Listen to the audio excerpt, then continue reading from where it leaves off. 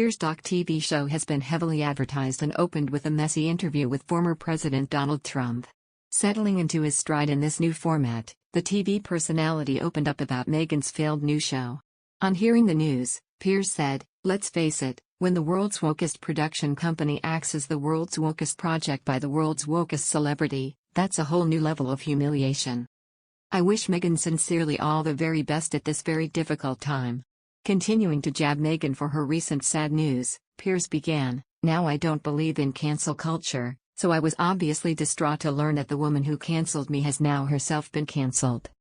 He continued, "Apparently, it was based on her very own rags to royalty story."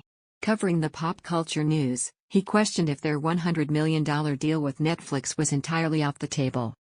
He ended with, "Meghan and Harry may be suddenly discovering that maybe the rest of the world isn't quite as excited by their self-righteous brand of pious, hypercritical, money-grabbing, virtue-signaling, royal bashing as they are."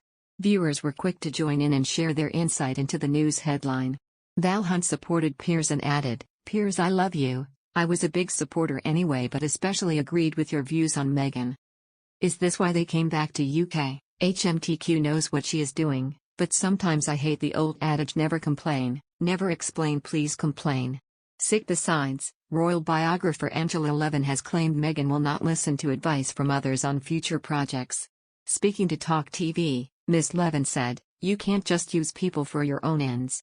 You actually have to approve things when a lot of money is concerned with a big company. They're not stupid, they're only going to wait so long. They've been incredibly patient and they've decided that along with other things to just cut out the trash, really.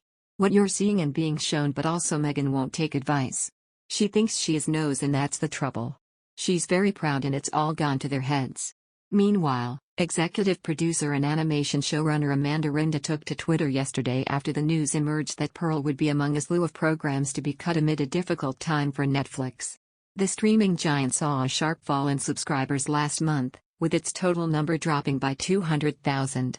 This saw the company's market value plummet by $50 billion, £39.8 billion, as the possibility of millions following suit hangs over it. Ms. Rinda wrote on Twitter, "It's so sad when companies face hard times, it's these types of projects that get cut.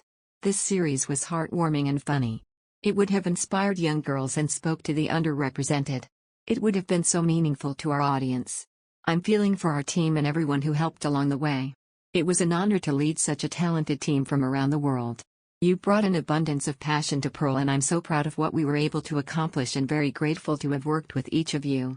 Archewell Productions, the company formed by Meghan Markle and Prince Harry when they stepped down as senior royals and moved to the US, announced last year that the Duchess of Sussex would be an executive producer of Pearl. The series was set to show the adventures of a 12-year-old girl, who is inspired by influential women from history, loosely based on Meghan's life.